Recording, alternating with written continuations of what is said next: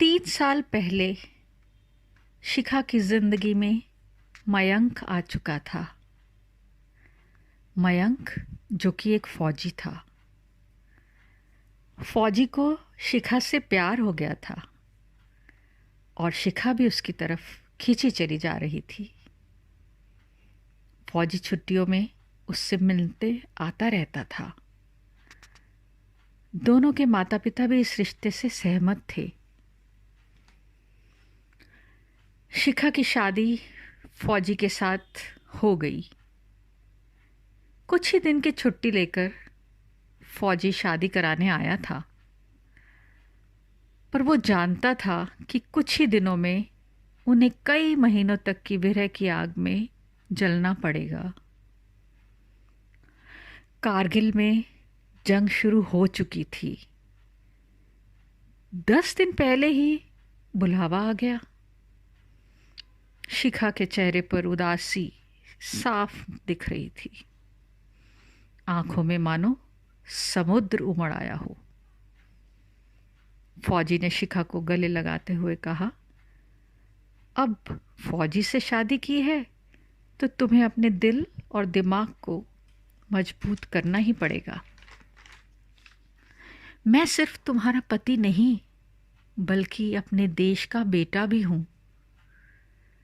तुम कभी आंखों में आंसू मत लाना, क्योंकि जब फौजियों की बीवियों की आंखों में आंसू होते हैं ना, तो देश के देश उजड़ जाते हैं। शिखा बोली, हाँ जानती हूं, तुम मुझसे ज्यादा देश के हो। और आंसू भरी आंखें लिए मुस्कुराने लगी। फौजी ने कहा, तुम मुझे विदा करते हुए 16 श्रृंगार करके दुल्हन की तरह विदा करना। और विदाई के दिन शिखा दुल्हन के रूप में तैयार हुई अपने फौजी पति को विदा करने के लिए। फौजी ने कहा, इससे ज्यादा सुंदर और कुछ भी नहीं हो सकता। शिखा ने कहा, जीत कर आओगे तो मुझे आज से भी ज्यादा सुंदर पाओगे। फौजी मुस्कुराया और मुड़कर हाथ हिलाते हुए शिखा को बाय करके चला गया। कारगिल युद्ध अपनी चरम सीमा पर था। फौजी उस युद्ध में वीरगति को प्राप्त हुआ। उसका मृत शरीर घर लाया गया। वहां सबकी आंखों में आंसू थे। उसकी वीरता पर सबको गर्व था। शिखा आई और कपड़ा हटाकर फौजी का चेहरा देखने लगी और बोली, कितनी सचती है वर्दी मेरे फौजी पर। हवा के झोंके में फौजी की आवाज शिखा को आई, तुमने कहा था जीत के आना तो मुझे और भी सुंदर पाओगे। अब कहाँ है शिखा तुम्हारा श्रृंगार?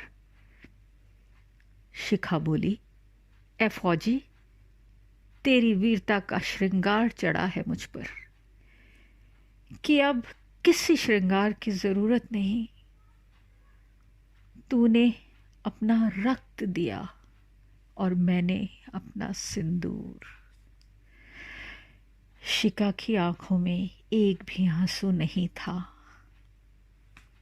स्वाभिमान का तेज बिखर रहा था शिखा के चेहरे पे।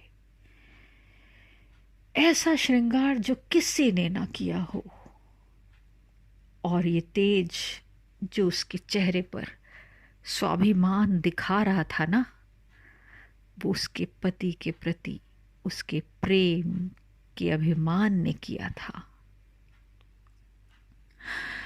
दोस्तों, फौजी तो एक ही सर पर ड्यूटी देता है, लेकिन उसकी पत्नी रात दिन डर, आशंकाओं, अकेलेपन, खालीपन, असुरक्षा की ना जाने कितनी सरहदों पर रोज अनगिनत जंग लड़ती है, और अपने अंदर चल रही हर जंग को छुपाकर पूरे जज्बे के साथ राष्ट्रपति से अपने पति की शहादत का शौर्य चक्र लेती है।